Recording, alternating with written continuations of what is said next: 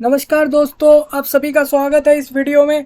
दोस्तों, आज का जो ये वीडियो है हमारा काफ़ी खास होने वाला है, क्योंकि हम इसमें बात करने वाले हैं आपकी एक और नई जॉब के नोटिफिकेशन के बारे में, जो कि गवर्नमेंट ऑफ इंडिया भारत सरकार के अंदर आपकी एक सरकारी नौकरी निकाली गई है अप्रेंटाइज के लिए। यानी कि उन कैंडिडेट्स के लिए जो कि अपनी क्वालिफिकेशन को फुलफिल करते हुए एक फ्रेशर के तौर पर, एक काम को सीखने के तौर पर, एक ट्रेनिंग के लिए इस जॉब पर अप्लाई कर सकते हैं, जो कि अप्रेंटाइज की रहेगी। और ये जो जॉब निकाली गई, ये पूरे इंडिया कंट्री के लिए निकाली गई है।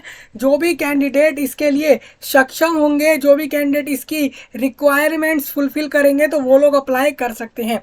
मैं आपको बता दूं, अप्रेंटाइजशिप मतलब ये होता है कि कैंडिडेट अपनी क्वालिफिकेशन फुलफिल करते हुए ऐसी जॉब पर अप्लाई करता है जो कि परमानेंट नहीं होती।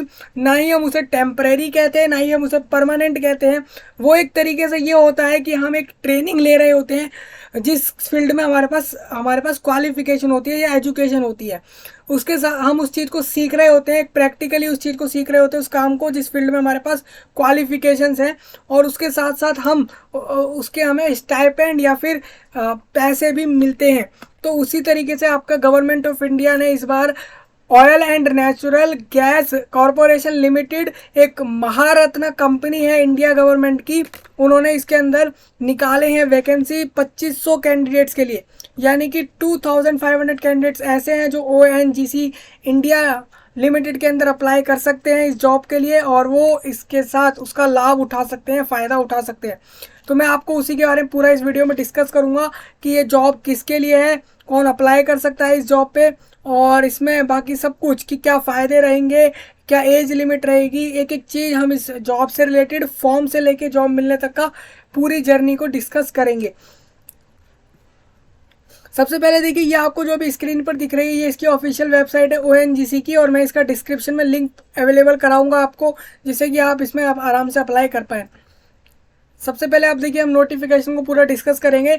नोटिफिकेशन में यह है कि oil and natural gas corporation limited, date of notification आपका आया है 1 सितंबर को 2023 में, और इसमें बोला गया है कि लास्ट डेट जो है वो 20 सितंबर रहेगी।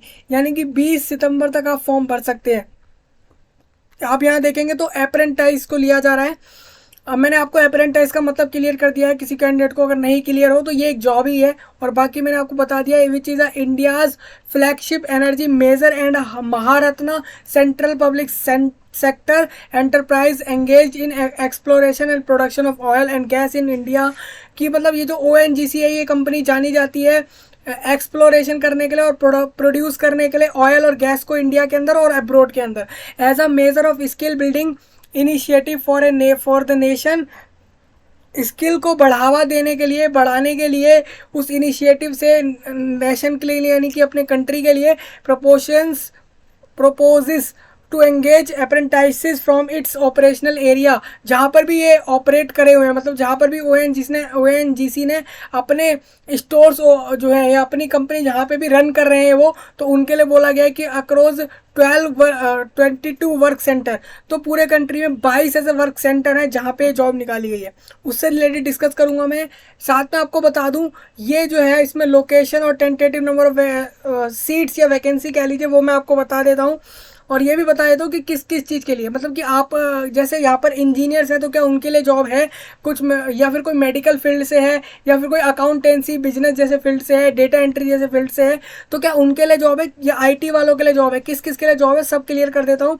अ candidate is to choose and can apply for one trade at one work centre location only. मतलब आपको यहाँ पे दिख जाएगा कि कहाँ कहाँ पे आपका वर्क सेंटर है। मतलब कि जैसे देहरादून लिखा है, तो कैंडिडेट अगर देहरादून सिलेक्ट करता है वर्क सेंटर, मतलब कि उसको उस सेंटर में वर्क करना पड़ेगा, उस सेंटर में उसको अप्रेंटिसशिप करनी पड़ेगी, और उस सेंटर के अंदर आप जो है सिर्फ आप एक ही ट्रेड में अप्लाई कर सकते हैं। अब ऐसे कैंडिडेट भी होंगे जो एक से ज़्यादा क्वालिफिकेशन फुलफिल कर रहे हैं। मतलब ऐसे कैंडिडेट होंगे जिनको अकाउंटेंसी भी आती है, उसके अंदर उनके पास क्वालिफिकेशंस भी हैं, सर्टिफिकेट्स भी हैं, और एक तरफ उनके पास डेटा एंट्री वाली चीज़ें भी उनको आती हैं, और सेम उसके भी सर्टिफिकेट्स हैं। तो इसमें आपको बता दूं, यहाँ पर कैंडिडेट्स के लिए फ़ायदा यही है कि वो अपने लिए सिर्फ ऐसा ही करे कि अपने लोकेशन को सिलेक्ट करेगा फॉर्म में, और फिर उसके साथ एक ट्रेड ही सिलेक्ट करेगा। जैसे मानिए आपने यहाँ पर जैसे देहरादून सिलेक्ट किया वर्क सेंटर के तौर पर कि आप यहाँ काम करेंगे, तो उसके बाद आपको एक ही ट्रेड इसमें से सिलेक्ट करना है इन सब में से, और वो एक ट्रेड वही हो जिसकी क्वालिफिकेशन आपके पास हो। यहाँ पे लिखा है a candidate is to choose and can apply for, एक ही ट्रेड पर अप्लाई कर सकता है एक वर्क सेंटर पर। मैंने आपको ये बात बता दी। जैसे मानिए देहरादून में आपके कौन कौन से ट्रेड है उसकी बात कर लेता हूँ। Accounts executive, data entry operator, और सेक्रेटेरियल असिस्टेंट, और उसके बाद मैकेनिक, ऑटो इलेक्ट्रॉनिक्स, इलेक्ट्रीशियन, उसके बाद आपका information communication technology system management maintenance, फिर लेबोरेटरी असिस्टेंट केमिकल प्लांट के लिए, और स्टीनोग्राफरी जो कि इंग्लिश के लिए चाहिए होगी, और civil executive, computer science executive, petroleum executive, ये सब लिखे हुए हैं। नंबर ऑफ वैकेंसी की बात कर लेता हूँ यहाँ पे। तो नंबर ऑफ वैकेंसी सबसे ज़्यादा जो दिख रही हैं वो मेरे को दिख रही है, एक तो यहाँ पे इलेक्ट्रीशियन की रहेगी 10 वैकेंसी, अकाउंट्स एग्जीक्यूटिव की भी 10 वैकेंसी है, ये 35 वैकेंसी आपकी जो है वो असिस्टेंट की हो जाएगी और ये वाले की। और उसके बाद आपका इसी तरीके से यहाँ पे आप देखेंगे तो 10 यहाँ पर एक कंप्यूटर साइंस एग्जीक्यूटिव की भी 10 वैकेंसी है। ये सारी की सारी देहरादून के अंदर रहेंगी। देहरादून में वर्क सेंटर जो होगा आपका ONGC का, वहाँ पर आपकी ये वैकेंसी रहेगी। तो वहाँ पर आपके लिए इतनी वैकेंसी है। देहरादून में 114 वैकेंसी टोटल है। अब रही बात OVL, कह लीजिए OVL दिल्ली के सेंटर को बोला जा रहा होगा।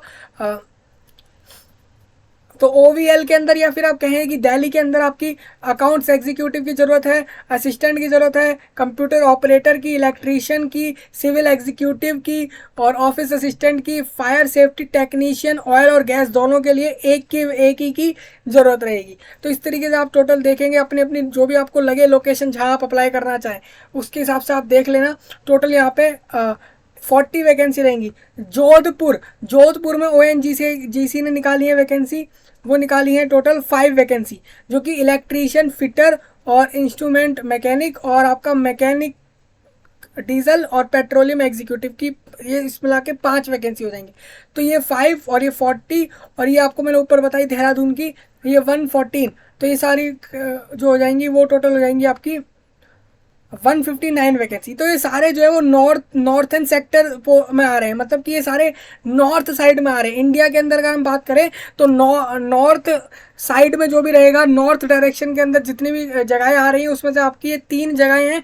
जोधपुर, अभी जो भी कोई भी नॉर्थ से अप्लाई करना चाहे तो वो अपना जोधपुर और दिल्ली और देहरादून जैसी जगहों पे ही उसको काम करना पड़ेगा। इन तीनों जगहें को ही सिलेक्ट किया गया है नॉर्थ के लिए, नॉर्थ सेक्टर के लिए। अब इंडिया का जो मुंबई सेक्टर है उसके लिए आपको बता दूं, जैसे मुंबई में मुंबई सेक्टर के लिए आपका जो मुंबई है वहाँ पर आपका वर्क सेंटर रहेगा ONGC का, और वहाँ पे आपके जो ट्रेड रहेंगे वो अकाउंट्स एग्जीक्यूटिव, और फिर स्टोर कीपर, असिस्टेंट, और बाकी सब इस तरीके से आप देख लेंगे। और ये टोटल जो है, इसमें एक और चीज़ आपको बताऊँ, सबसे ज़्यादा वाली वैकेंसी में ज़रूर अप्लाई करें अगर आप उसके लिए एलिजिबल है तो। अब ऐसे कैंडिडेट जिनके पास एक से ज़्यादा कैटेगरी में क्वालिफिकेशन है तो वो ऐसी फील्ड को चुने जहाँ पर वैकेंसी ज़्यादा है, क्योंकि वहाँ चांस आसानी से मिल जाएंगे आपको। जैसे आपको बता दूँ यहाँ पर 104 है, जैसे आप यहाँ देख रहे हैं 104 हैं, तो ये किसके हैं, ये आपके ऑफिस असिस्टेंट के हैं। तो मुंबई के जो ONGC का ऑफिस असिस्टेंट है उसके लिए यहाँ पर 104 लोगों को लिया जाएगा। तो इस तरीके से आपको देखना है। अब मैं बात करता हूँ मुंबई की डायरेक्शन के हिसाब से। मुंबई सेक्टर में ही आप देखेंगे तो यहाँ पे गोवा आ जाएगा, और हाजिरा आ जाएगा, हाजिरा और गोवा। अब देखिए हाजिरा जो है वो गुजरात में है, और गोवा आपको पता है गोवा अलग है। तो गोवा में आप देखेंगे तो गोवा में टोटल 25 वैकेंसी है, और उसमें भी आप देख सकते हैं कुछ ही फील्ड है। आपको हो सकता है कि कुछ ऐसे ट्रेड हो जो आपको एक जगह दिख जाए दूसरी जगह ना दिखे, क्योंकि ये जगह रिक्वायरमेंट्स के हिसाब से रहेंगी। अब हाजिरा में आप देखेंगे तो यहाँ पर भी टोटल वैकेंसी है लिखी हुई है, ये गुजरात में रहेगा आपका, और इसमें टोटल वैकेंसी आपकी है 45 वैकेंसी गुजरात के लिए। फिर उसके बाद आता है यूरन के लिए आप देखेंगे तो यूरन में आपकी टोटल वैकेंसी जो है वो है यहाँ पे 63 वैकेंसी, जिसमें account executive, cabin room attendant, library assistant, और आपका स्टोर कीपर, फिर आपका आता है कंप्यूटर ऑपरेटर, इलेक्ट्रीशियन, फिटर और बहुत सारी वैकेंसी। तो टोटल इस तरीके से आपकी जो मुंबई सेक्टर की टोटल वैकेंसी है वो 436 रहेंगी। 436 ऐसे कैंडिडेट होंगे जिनको यहाँ जॉब मिलेगी अप्रेंटाइज के लिए। अब वेस्टर्न सेक्टर में भी आप देख लेंगे, यहाँ पे जो आपका कैम्बे में रहेगा, ये वर्क सेंटर रहेंगे आपके सब टोटल। और वडोदरा में रहेगा आपका अलग। फिर आपका अंकलेश्वा में आपका देख सकते हैं, अंकलेश्वा में कितने रहेंगे, अंकलेश्वा में 173 हैं। और अहमदाबाद के अंदर, अहमदाबाद में जो रिक्वायरमेंट है उसके हिसाब से 165 वैकेंसी हैं उस जगह पर। और महसाना के अंदर आपकी टोटल वैकेंसी है 211। तो western sector, total western sector के अंदर अगर देखें तो 732 वैकेंसी है। ये वेस्टर्न सेक्टर जो है वो मुंबई सेक्टर से अलग है। अब इसके बाद ईस्टर्न सेक्टर की बात करते हैं।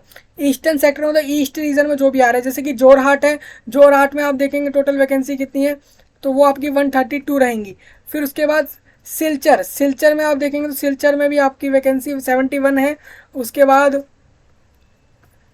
नाजीरा और शिवा सागर, इन जगहों पे वैकेंसी टोटल कितनी है, इन जगहों पे 390 वैकेंसी। तो ईस्टर्न सेक्टर टोटल वैकेंसी कितनी हो गई आपकी 593 हो गई। अब मैं बात करता हूँ, मैंने ईस्ट की बात कर ली, वेस्ट और नॉर्थ की बात कर ली है, मुंबई की भी बात कर ली है। अब आता है साउथर्न सेक्टर, जैसे कि चेन्नई साउथ रीजन में आता है, तो साउथर्न सेक्टर जो ONGC का रहेगा, जहाँ वहाँ ऑपरेट कर रही है ONGC, तो उस ONGC में आपका चेन्नई रीजन जो कि साउथ सेक्टर में आ रहा है, तो वहाँ पर आपकी 50 वैकेंसी। और काकीनाडा में आपकी 78 वैकेंसी है। और राजा मुंद्री में आपकी वैकेंसी है 102। और कराईकल में वैकेंसी निकाली गई है 148। तो साउथर्न सेक्टर के अंदर 378 वैकेंसी हो जाएंगी। अब आती है बात सेंट्रल सेक्टर की। अब सेंट्रल सेक्टर की वैकेंसी आपको बताया था, सेंट्रल सेक्टर में वैकेंसी जो, जैसे कि सेंट्रल सेक्टर में आपका अगरतला आता है, तो वहाँ पर वैकेंसी कितनी है, अगरतला में 147 है। कोलकाता में वैकेंसी रहेंगी आपकी 31। और बोकारो के अंदर रहेंगी 24 वैकेंसी। तो सेंट्रल सेक्टर के अंदर हो जाएंगी 202 वैकेंसी। अब मैं बात करूँ east, west, north, south, central और मुंबई, 6 के 6 सेक्टर के अंदर टोटल वैकेंसी रहेंगी 2500 वैकेंसी, यानी इतने कैंडिडेट्स को मिल जाएगी जॉब। अब हम बढ़ते हैं नेक्स्ट आगे। The trades mentioned and number of seats mentioned above are tentative which may change as per। ये वैकेंसी चेंज हो सकती है, हो सकता है कि वर्क सेंटर पे जगह लोगों को उनको रिक्वायरमेंट कम रहे या ज़्यादा रहे, तो अब वो समय के ऊपर डिपेंड करेगा, लेकिन वैकेंसी ज़्यादा इसमें फ़र्क नहीं आएगा। कैंडिडेट सिर्फ एक पार्टिकुलर वर्क सेक्टर पे अप्लाई कर सकता है if and only if he she is a resident of, मतलब a candidate is eligible to apply only for a particular work centre if and only if he is a resident of has obtained his essential qualification from eligible district against that work center। उस work centre में आप अगर उसके आसपास कहीं रहते हैं उस रीजन में, तो आप अप्लाई कर सकते हैं उस सेंटर को चूज करने का। ये सारे रीजन रहेंगे आपके। रिजर्वेशन क्या क्या रहेगा उसकी बात करता हूँ मैं। उसके बाद एज क्राइटेरिया आपको बता देता हूँ। एज क्राइटेरिया ये है कि 18 से 24 साल, यानी कि 6 साल का पीरियड रहेगा, 6 साल के बीच के पीरियड वाले कैंडिडेट्स अप्लाई कर सकते हैं। यानी कि वो जनरेशन जो कि 18 से 24 के बीच में आ रही है वो अप्लाई कर सकती है इस पर। और इसमें आपको बता दूँ, यहाँ पर डेट भी दी गई है, डेट आप ज़रूर याद रखें। और कंसेशन एंड रिलैक्सेशन आपको बता देता हूँ। SC/ST को 5 ईयर का रिलैक्सेशन मिलेगा एज के अंदर, यानी कि वो अपने 29 ईयर्स की होने तक अप्लाई कर सकेंगे, और 27 एज तक होने तक OBC अप्लाई कर सकेंगे, और इस तरीके से आपको रिलैक्सेशन मिलेगा। क्वालिफिकेशन अब मैं बात करता हूँ। क्वालिफिकेशन ये रहेगी कि अगर आप लाइब्रेरी असिस्टेंट के लिए अप्लाई कर रहे हैं तो आपका 10th पास होना जरूरी रहेगा बस। अगर कोई कैंडिडेट 12th पास भी है और वो इस पर अप्लाई कर सकता है तो कर सकता है, वो मिनिमम क्वालिफिकेशन 10th पास है। अब इसके बाद आता है ड्रेसर मेडिकल में, इसमें भी 10th पास चाहिए। ऑफिस असिस्टेंट के लिए 12th पास चाहिए होगा। और मैकेनिक ऑटो इलेक्ट्रॉनिक्स के लिए ITI चाहिए होगा, मतलब कि industrial training institute in mechanic auto electrical and electronics, इसमें आपका आईटीआई ट्रेड होना चाहिए, आईटीआई सर्टिफिकेट होना चाहिए इस कोर्स के अंदर। नेक्स्ट आपका आता है कंप्यूटर ऑपरेटर, इसमें भी आपका आईटीआई इन कोपा चाहिए। कोपा मतलब हो जाता है आपका computer operator and programming assistant.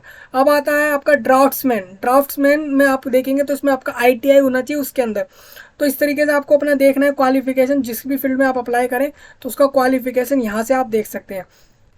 तो सबके क्वालिफिकेशन लिखे हैं, ऐसा नहीं है कि 10th-12th के लिए ये बीबीए और बैचलर डिग्री कॉमर्स के अंदर और ग्रेजुएट, कुछ कुछ ऐसी फील्ड है जैसे कि डेटा एंट्री के लिए सिर्फ ग्रेजुएट होना जरूरी है किसी भी फील्ड से, स्टोर कीपर के लिए भी सेम रहेगा, और बाकी आप इस तरीके से डिप्लोमा वाले कैंडिडेट, तो हर फील्ड के कैंडिडेट्स को यहाँ पर सिलेक्ट किया जा रहा है, हर जगह से कलेक्शनली पिक करा जा रहा है हर एक कैटेगरी वाले कैंडिडेट को। तो आप इसको देख सकते हैं, नोट में आप ये चीज़ पढ़ लें ज़रूर, आपको अगर थोड़ी इंपॉर्टेंट लगे तो इसको ज़रूर अच्छे से देख लें। ये लिंक बताए हैं कि कहाँ से अप्लाई होगा। ट्रेनिंग पीरियड यहाँ पर रहेगा 12 महीने का, 12 महीने आपकी ट्रेनिंग रहेगी। अब आती है बात कि अगर अगर देखिए ग्रेजुएट अप्रेंटिस मतलब ये है कि जो फील्ड आपकी ऐसी थी जिसमें ग्रेजुएशन जो है क्वालिफिकेशन मांगी जा रही थी, जैसे कि BA, BCom, BSc, BBA, BE, BTech, तो यानी bachelor of art, bachelor of commerce, bachelor of science, चाहे वो किसी भी फील्ड में हो, और स्पेशली उस फील्ड में जिसमें आपका ट्रेड बोल रहा है, जिसमें आपको जिस पोस्ट के लिए बोला गया है वो ट्रेड, तो उसके हिसाब से आपको बता दूं तो ग्रेजुएट अप्रेंटिस को यहाँ पे 9,000 रुपये मिलेंगे, क्योंकि उनकी सबसे ज़्यादा क्वालिफिकेशन है। इस वजह से चाहे वो कोई सी पोस्ट हो, अगर वो ग्रेजुएट वाली है तो उसमें 9,000 रहेंगे, डिप्लोमा वाली रहेगी तो 8,000 रहेंगे, और ट्रेड अप्रेंटिस मतलब कि जैसे आईटीआई वाले रहे, 10th-12th वाले रहे तो 7,000 रुपये ये पर मंथ रहेगा। आपको इतना रुपया मिलेगा काम करने के साथ साथ, ट्रेनिंग के साथ साथ। यहाँ पे कोई टीए नहीं मिलने वाला है, कोई बोर्डिंग लॉजिंग और एक्सपेंसेस नहीं मिलेंगे यहाँ पे कुछ भी। यहाँ पे ये रहेगा any financial assistant towards transportation, ऐसा कुछ भी नहीं मिलेगा, मतलब फाइनेंशियल और कोई सपोर्ट नहीं रहेगा, सिर्फ यही आपको मिलेगा। सिलेक्शन कैसे है, सिलेक्शन यही रहेगा, मेरिट बनाई जाएगी आपके in the qualifying examination as stipulated in the advertisement in case similar number in merits. तो मतलब आपको ये बोला गया है, जैसे जनरल कंडीशन आप चाहें तो इसको रीड कर लेना, ये आपको इम्पोर्टेंट लगे तो इसको रीड करें। हाउ टू अप्लाई में आप पहले ओएनजीसी के वेबसाइट पे आ जाना। जैसे ये देखिए, ये आपका ओएनजीसी के वेबसाइट के अप्लाई करने की लिंक है। मेनली अप्रेंटिसशिप इंडिया के अंदर जितनी भी कंपनियों की अप्रेंटिसशिप निकलती है, स्पेशली गवर्नमेंट कंपनीज में, तो उसके लिए आप यहीं से अप्लाई करते हैं, तो यहाँ से आप अप्लाई करेंगे। पहले आप रजिस्ट्रेशन कर लेना इस वेबसाइट पर। मैं आपको बताता हूँ, जैसे आप यहाँ देखेंगे तो यहाँ पर रजिस्ट्रेशन का ऑप्शन आपको मिल जाता है। जैसे आप देख रहे हैं लॉग इन एंड रजिस्टर्ड, इस वाले ऑप्शन पे क्लिक करके पहले आप रजिस्ट्रेशन कर लेना ईमेल आईडी मोबाइल नंबर से, और उसके बाद अपना फॉर्म भरने की तरफ आगे बढ़ना। तो आप लोगों को इस तरीके से आप लोग जो है इस पोस्ट पे जो है अप्लाई कर पाएंगे।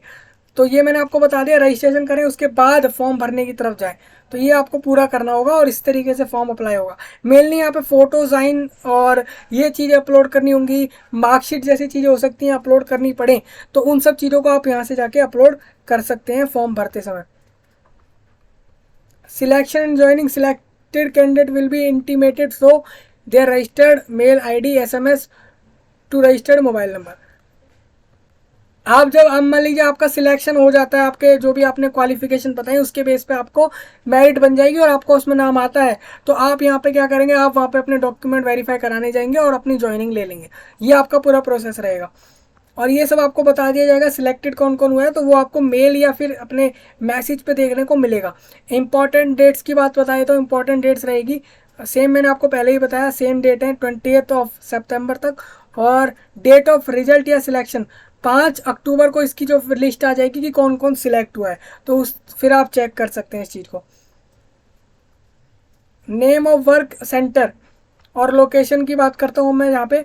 जैसे कि आपने देखा देहरादून में name of work centre Dehradun रहेगा, जो कि आपके ये बताया जा रहा है कि अब कौन कौन से स्टेट में वो जगह हैं। तो यहाँ पर अब देखिए पूरे इंडिया कंट्री के लिए जॉब निकाली गई है, लेकिन ऑल डिस्ट्रिक्ट्स देखिए यहाँ पे बता दिया गया है कि कौन कौन से डिस्ट्रिक्ट, करस्पॉन्डिंग डिस्ट्रिक्ट कि उसके अंदर कितने कितने डिस्ट्रिक्ट्स को इंक्लूड करा गया ओएनजीसी ने अपने जॉब के लिए जो अप्रेंटिस की निकाली है। तो जैसे कि उत्तराखंड से अगर कोई कैंडिडेट अप्लाई करेगा तो उत्तराखंड में उसका देहरादून के अंदर जो है उसका वर्क सेंटर रहेगा, और यहाँ पे सारे डिस्ट्रिक्ट रहेंगे उत्तराखंड के ऑलमोस्ट। अब इसके बाद आ जाती है बात कि नेशनल कैपिटल रीजन यानी कि एनसीआर जो कि दिल्ली है, दिल्ली के अंदर वर्क सेंटर रहने वाला है। और यहाँ पे उसके करस्पॉन्डिंग डिस्ट्रिक्ट जैसे कि हैं दिल्ली, नोएडा, गुड़गांव, गाजियाबाद एंड फरीदाबाद, इन जगहों पे रहेंगे। सेम जोधपुर राजस्थान में है, उसमें आपका जोधपुर और जैसलमेर में आपके रहेंगे जॉब लोकेशन, अप्रेंटाइज के लिए जो जॉब है वहाँ पे। गोवा में आपका देख सकते हैं, उसके बाद गुजरात का आप देख सकते हैं, मुंबई का देख सकते हैं, महाराष्ट्र का देख सकते हैं। महाराष्ट्र आपका, महाराष्ट्र के 2 हैं यहाँ पे वर्क सेंटर यूएनजीसी के, एक मुंबई में है और एक यूरान में है। और गुजरात में भी आपके 2 हैं यहाँ पे। तो यहाँ पे कितने स्टेट को इंक्लूड करा गया है, तो स्टेट की बात करूँ तो यहाँ पे एक गुजरात, एक महाराष्ट्र, यानी कि 5 to 6 स्टेट को इंक्लूड करा गया है। इसके अलावा वाले स्टेट वाले कैंडिडेट अप्लाई कर सकते हैं नहीं, तो मैंने बोला है कि भाई वहीं उसी जगह का, उसी स्टेट का रेजिडेंट होना चाहिए, तो इसलिए आप देख सकते हैं। और यहाँ पे और भी है, आप देख सकते हैं गुजरात, झारखंड, असम, तो बहुत सारे ऐसी जगहें हैं उनको इंक्लूड करा गया है। देखिए झारखंड का भी है, असम का भी है, तमिलनाडु का भी है, तमिलनाडु पौंडीचेरी का भी है, और उसके बाद आपका आता है आंध्र प्रदेश के लिए भी रहेगा। तो जिन भी स्टेट का नाम यहाँ लिखा हुआ है, तो वो कैंडिडेट तो ये पहले से खुश हो जाएं कि उनके उनके वहाँ पर ये वैकेंसी है, तो वो अप्लाई कर सकते हैं।